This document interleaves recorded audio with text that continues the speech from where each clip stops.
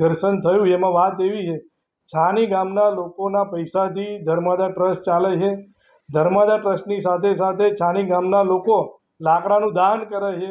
એ લાકડાનું માલિક કોઈ સંસ્થા કે કોઈ છે નહીં, છાણી ગામના લોકો છે. ગઈકાલે અમને જ્યારે સમાચાર મળ્યા કે આ લાકડા આજુબાજુના વિસ્તારમાં આપવામાં આવે એટલે અમારા સાથી કોર્પોરેટરો અમે ત્યાં ગયા અને પૂર્વ સ્થાયી સમિતિના ચેરમેન ત્યાં આવીને એવું બોલ્યા કે આ લાકડા મારી માલિકીના છે. એટલે હું ને મારા સાથી કોર્પોરેટરે પૂછ્યું કે તમારી માલિકીના તો પ્રૂફ આપો, અમને કોઈ વાંધો નહીં, પણ અમને ખબર છે કે આ લાકડા જે છે છાણી ગામના લોકોનો હક છે.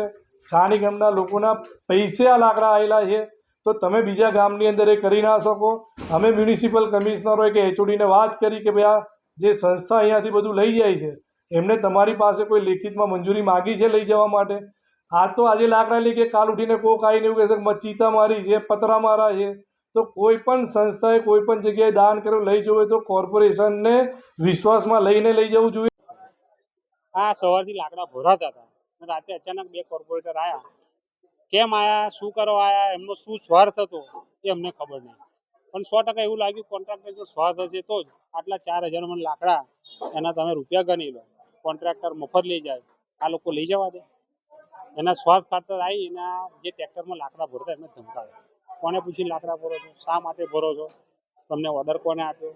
મારી પાસે હિસાબ માંગતા સતીથી તમે હિસાબ લાવો લાકડાનો. ભાઈ મેં કહ્યું આ લાકડા અમે ભર્યા છે, 1000 રૂપિયાની પાવતી કારે લઈ છે, ડેડ બોડી આવે તાર પહેલા અહીંયા 4000 મણ લાકડાનો સ્ટોક માર્યો છે, તે 5000ની પાવતી ઓફિસ લાવી. સમાજમાં કોઈ 50000ની પાવતી લેતા મેં જા આપ્યા છે, આ પાવતી તમારી સામે હાજર જ છે અહીંયા આગળ, અને આપ્યા છે તમે અમ જ વાપર્યા છે, ઘેર તો લઈ નહીં ગયા.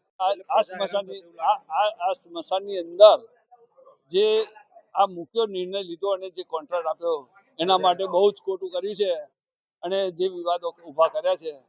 અને એની અંદર જે કોર્પોરેશનના જે કોંગ્રેસના કોર્પોરેટરો આવીને ખોટી રીતે બબાલો ઊભી કરી હતી અને જે તે ટાઈમે આ બબાલોના અનુસંધાનમાં અમારા લાકડા જે હતા અમે ફ્રી ઓફ ચાર્જ આજુબાજુના ગામડાવાળાને ફ્રી ઓફ ચાર્જમાં અમે આપી દઈએ છીએ.